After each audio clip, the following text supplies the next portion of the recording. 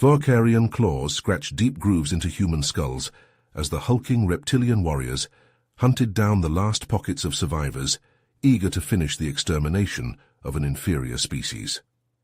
Admiral Donald Brown gritted his teeth as another series of explosions rocked his flagship. The once mighty battleship now little more than a battered tin can struggling to stay in the fight. They were losing. Badly.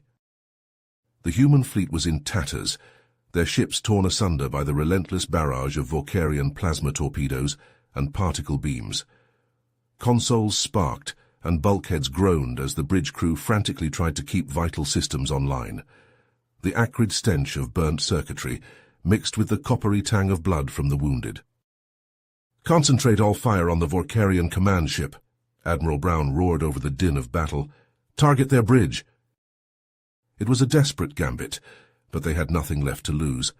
The Vorkarians had invaded without warning or mercy, bombarding Earth from orbit until the planet's surface was nothing but ash and glass. Over 10 billion dead in a matter of hours. The ragtag fleet of colony ships and makeshift warships were all that remained of humanity. Barely 100,000 souls crammed into the overcrowded vessels. For 3 hellish years, they had waged a guerrilla war against the Vorkarians, striking supply lines and isolated outposts before fleeing back into the void. But it was a losing battle. The Vorkarians commanded an empire that spanned hundreds of worlds, their resources seemingly inexhaustible. In contrast, the human fleet was a tattered remnant, slowly bleeding out as each engagement took its toll. Admiral Brown watched grimly as the Vorkarian flagship's command tower erupted into a geyser of flame and debris, the concentrated fire from the human ships finally punching through its shields. The massive vessel listed drunkenly, secondary explosions rippling across its hull as the Vorkarian fleet fell into disarray. "All ships break contact and jump to Rally Point Delta," Admiral Brown commanded, seizing the momentary respite. They couldn't win this battle, but perhaps they had bought themselves a little more time. As the tattered remains of the human fleet limped away from the engagement zone, Admiral Brown slumped wearily in his command chair, surveying the damage reports scrolling across his screen. Over half the fleet destroyed or crippled. Casualties in the tens of thousands. They couldn't keep this up for much longer. Without a major victory, a game-changing development, the fleet would be forced to surrender within weeks. And with the Vorkarians in possession of Earth, there would be nowhere left to run. It would mean the end of humanity, hunted to extinction by an implacable alien foe. Admiral Brown's jaw clenched as he contemplated the grim future that awaited them. The Vorkarians had the numbers, the technology, the sheer brute strength. By all the laws of war, humanity should have been crushed within the first month of the invasion. And yet, against all odds, they endured. The Vorkarians had learned to fear the humans, these stubborn primates who refused to submit quietly to their own extinction. The humans had a savage cunning, a knack for asymmetric warfare and last-ditch gambits that had stymied the Vorkarian war machine time and again. Because the Vorkarians, for all their might, lacked one critical advantage. They didn't have the tactical genius of Sun Tzu's art of war to guide them. They waged war with straightforward brute force, lacking the strategic finesse and deceptive maneuvering that had kept humanity in the fight far longer than any would have believed possible. But Sun Tzu's teachings could only take them so far. Admiral Brown knew that he needed a miracle, a weakness to exploit or a daring stratagem to turn the tide, and he needed to find it soon before the flame of humanity flickered out forever in the uncaring void of space. The battered fleet of human ships limped through the void, slipping into the shadows of an uncharted asteroid field. Chunks of rock drifted by, some as small as a fighter, others larger than the biggest battleship. Admiral Brown watched from the bridge of his flagship as the fleet reassembled itself, counting the ships that had survived. Too few, far too few. "Damage report," Admiral Brown barked at his XO Commander Jane Shepard. "Hull breaches on decks 4, 7, and 12. We've sealed them off, but we're down to 60% combat effectiveness. The rest of the fleet is in similar shape, sir. We need time to lick our wounds." Admiral Brown's lips pressed into a thin line. Time was a luxury they didn't have, not with the Vorkarians dogging their heels. He opened his mouth to reply when the comms officer, Lieutenant Emily Chen, spun in her chair. "Admiral, we're picking up a Vorkarian transmission. I think you need to hear this." She punched a button, and a guttural alien voice filled the bridge, the words translated by the ship's computer. "Critical shipment of weapons and fuel en route to the front lines. The convoy is lightly defended, but we cannot afford any delays. The humans grow desperate, and desperate prey is the most dangerous." Admiral Brown leaned forward, a glimmer of hope sparking in his chest. This was the chance they needed, the opportunity to resupply and buy themselves some breathing room. "Lieutenant Chen, I want every detail on that convoy. Its route, its defenses, everything. Commander Shepard, get me Captain Maxwell. We're going hunting." An hour later, Admiral Brown stood in the briefing room, facing the hardened men and women of the strike team. At the front stood Captain Jack Maverick Maxwell, his flight helmet tucked under one arm. Beside him was Sergeant Tom Gunny Hawkins, the grizzled leader of the Marine boarding parties. "Listen up," Admiral Brown said, his voice cutting through the murmur of conversation. "We have a golden opportunity here, but we have to move fast. The Vorkarians are transporting a critical shipment of weapons and fuel to their front lines. The convoy is lightly defended, but we can't give them a chance to call for backup." He tapped a button, and a holographic display of the asteroid field sprang to life. "We'll use the asteroids for cover. Get in close before they even know we're there. Captain Maxwell, your fighter squadron will disable their engines and turrets. Sergeant Hawkins, your Marines will board and seize the cargo ships. We need those supplies intact." Maverick grinned, a predatory glint in his eye. "We'll give 'em a haircut so close they'll think they're back in boot camp." Gunny just nodded, his face impassive. "We'll get it done, sir." Admiral Brown looked around the room, meeting each gaze in turn. "I won't lie to you, this is a desperate play, but we're out of options. If we don't get those supplies, the fleet won't last another month. Everything depends on you. Good hunting." The strike team saluted as one, then filed out of the briefing room, leaving Admiral Brown alone with his thoughts and the weight of the lives depending on him. The asteroid field was a maze of tumbling rocks and drifting debris, the perfect place for an ambush. Maverick led his fighter squadron through the labyrinth, his eyes constantly scanning for any sign of the Vorkarian convoy. "There," his wingman said over the comms. "Bearing 275, range 2,000 clicks." Maverick saw it too, a cluster of blocky cargo ships escorted by a handful of Vorkarian frigates. The frigates were tough, but they were no match for the nimble human fighters. "All right, boys and girls," Maverick drawled. "Let's show these lizards what happens when you mess with the wrong species." He punched his throttle, and his fighter leapt forward, the rest of the squadron falling into formation behind him. They danced through the asteroids, using the rocks for cover as they closed in on their prey. At the last moment, they burst from hiding, lasers and missiles flashing through the void. The Vorkarian frigates scrambled to respond, but it was too late. Maverick's squadron tore into them like wolves among sheep, disabling engines and turrets with surgical precision. As the frigates drifted helplessly, the Marines struck. Boarding pods latched onto the hulls of the cargo ships, disgorging armored figures into the corridors. Gunny led the charge, his rifle barking as he put down the first Vorkarian crewman to raise a weapon. The fight was brutal and bloody, a close-quarters melee of claws and knives and searing laser fire. But the humans had the element of surprise, and they pressed their advantage mercilessly. In the end, the cargo ships were theirs. The surviving Vorkarian crew rounded up and locked in their own brig. As the Marines began the task of transferring the precious supplies to the waiting human ships, Maverick joined Gunny in the hold of the largest freighter.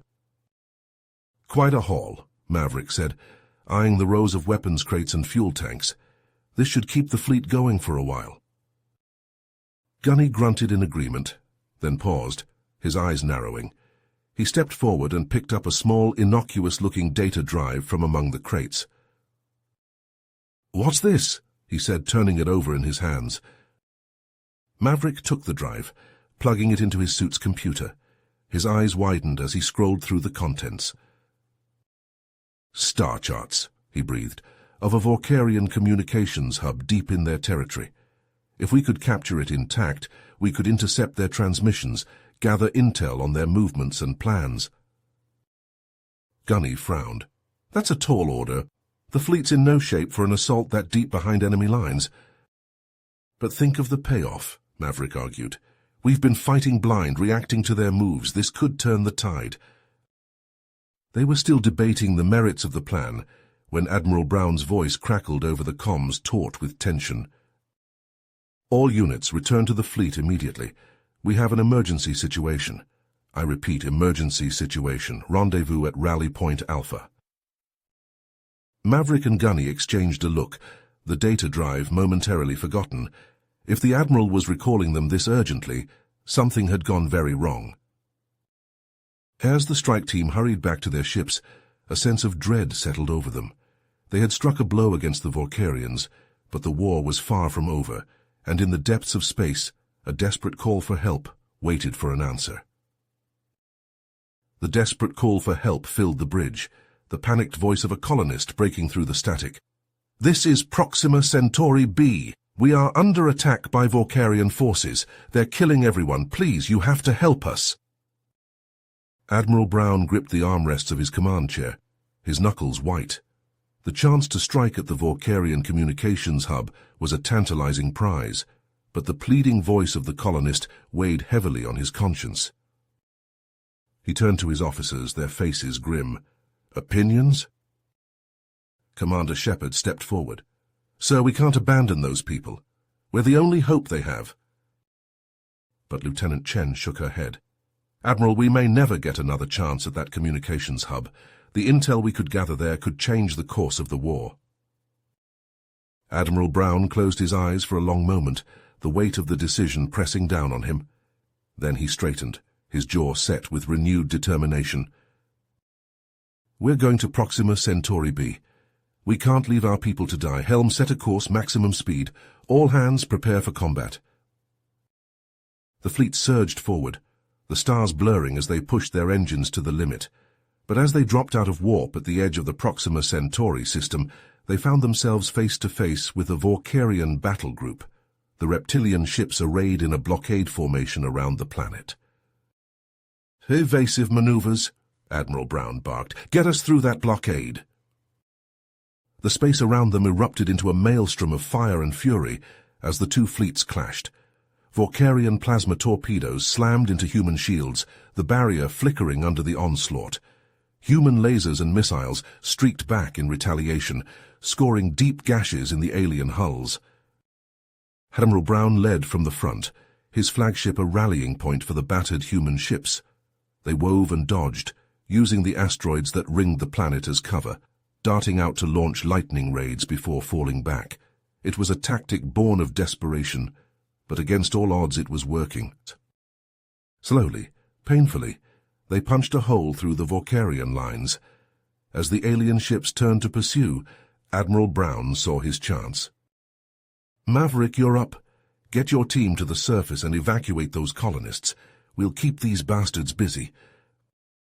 Maverick grinned wolfishly. "With pleasure, sir." His strike team rocketed towards the planet, their drop pods punching through the atmosphere in streaks of fire. They landed hard on the outskirts of the colonial capital, the city already scarred and burning from Vorkarian orbital bombardment. As the pods cracked open, a ragtag group of resistance fighters emerged from the rubble, rifles clutched in shaking hands.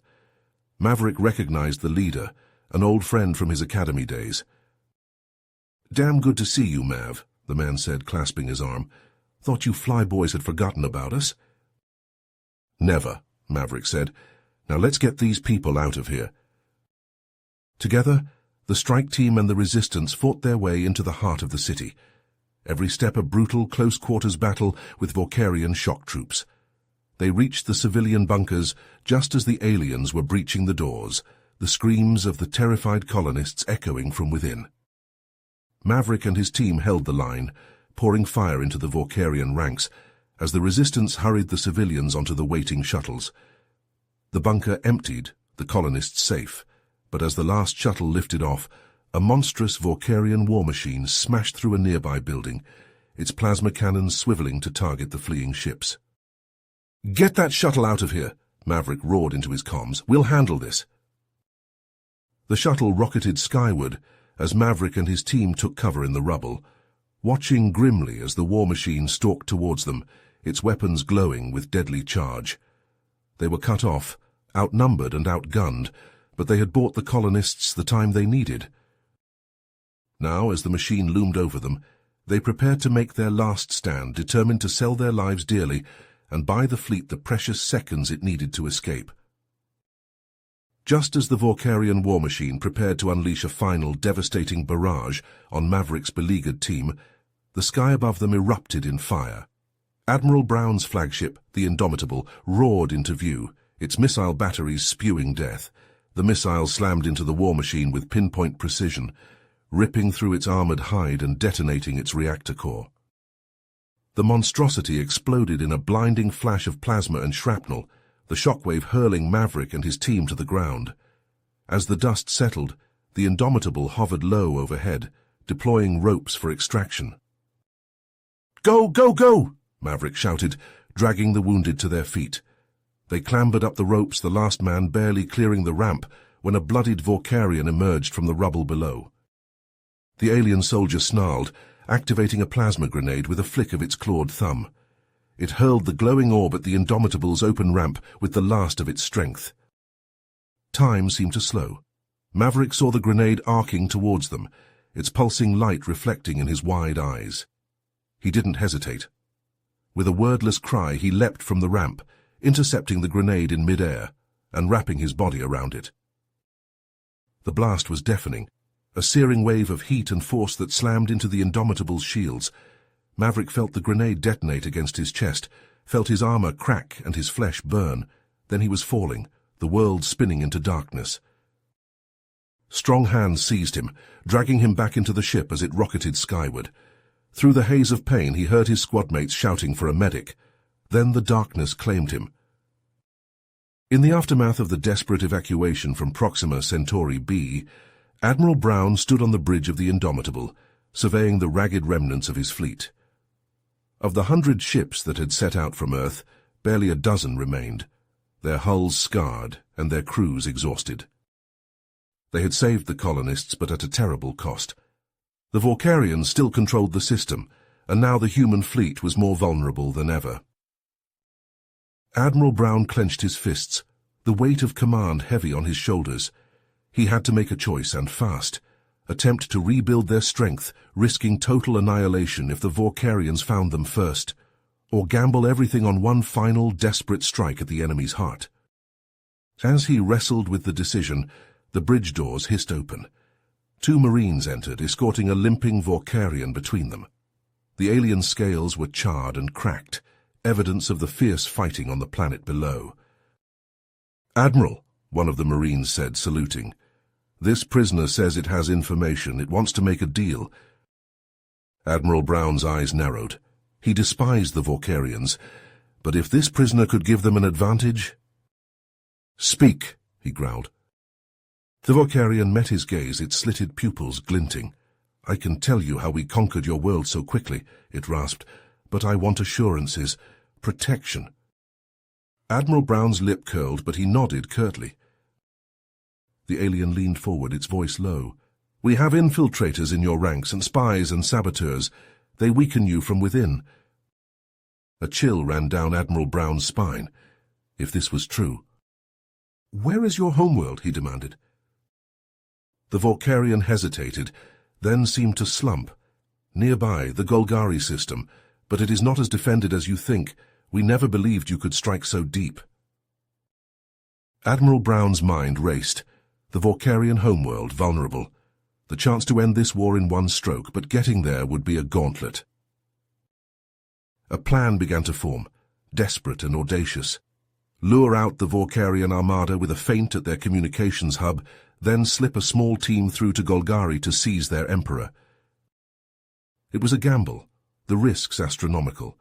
Many of his officers would balk at it, but as he looked out at the battered ships, the wounded crews, He knew it was their only chance. They would roll the dice and pray that fate was on their side. Maverick stood in the Indomitable's hangar bay, his body still aching from the wounds he'd suffered on Proxima Centauri B. Around him, the strike team prepped their gear, checking weapons and sealing their armor. They were the best of the best, handpicked by Admiral Brown for this crucial mission. Infiltrate the Vorkarian homeworld, capture the Emperor, and force an end to the war. It sounded simple enough, but Maverick knew the risks. They would be deep in enemy territory, cut off from support, relying on stealth and speed to see them through. If they were discovered, if anything went wrong, there would be no rescue. But it was a chance they had to take. The fate of humanity rested on their shoulders. Admiral Brown's voice crackled over the comm. "Strike team, you are go for launch. Good luck and Godspeed." Maverick saluted, then climbed into the waiting stealth shuttle. As the hangar bay doors slid open, revealing the stars beyond, he felt a grim determination settle over him. One way or another, this war ended today. The human fleet erupted from warp at the edge of the Vorkarian system, weapons hot and shields raised. The communications hub hung before them, a sprawling complex of antennae and relay stations orbiting a massive gas giant. And between them and their target, a wall of Vorkarian ships, their hulls bristling with cannon and torpedo tubes. The Armada had taken the bait, leaving the homeworld exposed. Now, Admiral Brown just had to keep them occupied long enough for Maverick's team to complete their mission. "All ships, engage at will," he barked. "Draw their fire and keep them focused on us." The human ships surged forward, lasers and missiles flashing through the void. The Vorkarians responded in kind, plasma torpedoes and particle beams stitching deadly patterns through space. As the battle raged, the stealth shuttle carrying Maverick's team slipped past the engagement zone, diving towards the Vorkarian homeworld. They skimmed the outer edges of the atmosphere, the shuttle's adaptive cloaking keeping them hidden from orbital sensors. Maverick gripped his rifle, his heart pounding. Somewhere below in the heart of the enemy capital, the Vorkarian Emperor sat in his palace, directing the war effort. If they could reach him, force him to order a stand down. The shuttle shuddered as it entered the atmosphere, the heat of re-entry washing over the hull. Maverick braced himself, watching the altimeter count down. At the last moment, the pilot pulled up, leveling off just above the rooftops of the sprawling city below. 30 seconds to drop, the pilot called. "Get ready." Maverick and his team moved to the rear of the shuttle, checking their gear one final time. The ramp lowered, wind whipping through the cabin. The pilot's voice crackled over the comm. "Green light, go, go, go!" Maverick leapt from the ramp, his jump pack firing to control his descent. Around him, his team did the same, dropping towards the city like armored meteors. They hit the ground hard, rolling to absorb the impact. Maverick came up in a crouch, rifle sweeping for targets, but the street around them was empty, the Vorkarian civilians cowering behind locked doors. "Form up," Maverick ordered. "The palace is 2 clicks north. Move fast and stay quiet. We get in, secure the Emperor, and get out. No heroics, understood?" His team nodded, faces grim behind their visors. They knew what was at stake. Failure here would doom the human race to extinction. Maverick took point, leading them through the winding streets at a run. In the distance he could hear the muffled booms of orbital bombardment as the fleet battled above. They were on their own down here, with no chance of extraction. But as they rounded a corner and saw the towering spires of the Emperor's palace rising before them, Maverick felt a surge of fierce hope. This was it, the pivotal moment, the turning point of the war.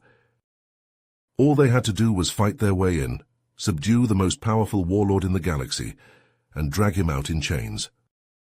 Just a typical day for Maverick's marauders. This day had been a long time coming. The ragtag remnants of humanity, battered and bloodied but unbroken, stood poised to strike at the very heart of their hated foe. Admiral Brown stood on the bridge of his flagship, the Indomitable, his eyes fixed on the tactical display. The Vulcarian communications hub hung in space before them, a sprawling complex of antennae and relay stations. And between the human fleet and their target, the gathered might of the Vulcarian armada. "All ships prepare to engage," Admiral Brown said, his voice steady. "Remember the plan. We hit them hard and fast. Keep them focused on us. Maverick will take care of the rest." In the hangar bay of the Indomitable, Maverick and his team boarded their stealth shuttle, their faces grim with determination. They knew the stakes, knew that the fate of their species rested on their shoulders. As the human fleet surged forward, weapons blazing, Maverick's shuttle slipped away, cloaked and silent. They shot towards the Vulcarian homeworld, a mere stone's throw from the communications hub. The Emperor would be there, directing his forces. If they could capture him, force him to stand down. The battle at the hub was joined, human and Vulcarian ships trading blistering volleys of fire. The Vulcarian ships were more numerous, their weapons more advanced, but the humans had a few surprises of their own. Captured Vulcarian tech, reverse-engineered and repurposed, evening the odds. And they had Admiral Brown. He directed the human ships like a conductor leading an orchestra, anticipating the Vulcarians' moves, countering their strategies. Under his guidance, the human fleet held its own against the superior Vulcarian force. On the Vulcarian homeworld, Maverick's team struck like lightning. They breached the palace walls, storming through the ornate corridors, cutting down the Emperor's personal guard. They found the Emperor in his throne room, resplendent in his ceremonial armor, a mocking sneer on his reptilian face. "Surrender," Maverick growled, his rifle leveled at the Emperor's chest. "Order your forces to stand down." The Emperor laughed, a rasping, hissing sound. "You really think I have that power? I'm but a figurehead, a symbol. The true power lies with the High Council." Maverick's blood ran cold. The High Council, the shadowy cabal of Vulcarian warlords, if they weren't here— "They knew you were coming," the Emperor gloated. "They leaked the information about this place, let you think I was in control. But they're long gone, safe in a hidden stronghold. And now your fleet is exactly where they want it." At the communications hub, Admiral Brown saw the trap snap shut. A Vulcarian dreadnought, hidden behind the hub's bulk, emerged from hiding. It unleashed a devastating barrage, a new weapon that tore through the human ship's shields like they were paper. "All ships, fall back," Admiral Brown ordered, his voice edged with desperation. "Regroup at the rally point." But the Vulcarians pressed their advantage, swarming the human fleet, hammering them from all sides. Ship after ship fell, consumed by the relentless Vulcarian onslaught. On the bridge of the Indomitable, warning lights flashed red, alarms blaring. They were taking a pounding, their shields failing, their hull breached in a dozen places. Admiral Brown knew there was only one way this could end, only one way to save what was left of his people. "All hands, abandon ship," he ordered, his voice calm, resigned. "Get to the escape pods. I'll buy you as much time as I can." His crew hesitated, torn between duty and survival. But a look from their admiral sent them scrambling for the pods. Soon, Admiral Brown stood alone on the bridge, the ship shuddering around him. He laid in a course, straight for the heart of the Vulcarian fleet. The Indomitable was a ruined hulk, barely space-worthy, but it still had one thing left to give. As the Vulcarian ships closed in for the kill, Admiral Brown overrode the safeties on the reactor core. He watched the containment fields flicker and die, watched the core temperature climb past critical. "For Earth," he whispered. And then the Indomitable vanished in a blinding flash of light, taking 24 Vulcarian capital ships with it. In the sudden, stunned silence that followed, the remnants of the human fleet fled, limping away into the void. On Maverick's shuttle, the Emperor, now a captive, sneered at his captors. "So you've only delayed the inevitable," he hissed. "We will hunt you down, we will find you, and we will exterminate you down to the last mewling child." Maverick met the Emperor's gaze, his eyes hard as flint. "We'll see about that. We'll find a new home somewhere far from here. We'll rebuild. And when we're strong enough, we'll come back. We'll come back and make you pay for every life you've taken." The Emperor's laughter echoed through the shuttle, as it sped away from the Vorkarian homeworld, away from the ruins of a shattered fleet and a fallen leader. Ahead lay only the unknown, a vast, dark expanse of space. The war was over, but the fight for survival had only just begun. The battered ships carried the last of humanity into the void, the last embers of a once mighty civilization. They carried with them grief and loss and pain beyond measure. But they also carried hope. Hope for a new beginning, hope for a future where humanity could rise again, stronger and wiser than before.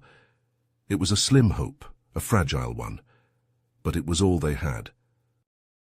In the lead ship, Maverick stood at the viewport, staring out at the endless starfield. Behind him, his crew worked to tend to the wounded, to repair what damage they could. They looked to him now, their leader, the one who would guide them through this darkness. He didn't know if he was up to the task, didn't know if anyone could be, but he knew he had to try, for the sake of those who had sacrificed everything to get them this far, for the sake of those yet to come. He placed his hand on the viewport, feeling the chill of the void beyond. Somewhere out there a new home awaited, a place where humanity could heal, could rebuild, a place where they could one day reclaim what they had lost. "Set a course for deep space," he said, his voice quiet but firm. "We have a long journey ahead of us." The ship's engines rumbled to life, the stars outside blurring as they leapt to FTL speeds, and so the last of humanity ventured forth into the unknown, into an uncertain future. But they carried with them the most precious cargo of all, the indomitable spirit of their species, the unyielding will that had brought them this far. And with that they knew anything was possible. You have reached the end of the story. If you enjoyed this story and want to support us, please leave a like and subscribe to our channel, and for every comment that says 88, I will heart every single one of them. Thank you for your time.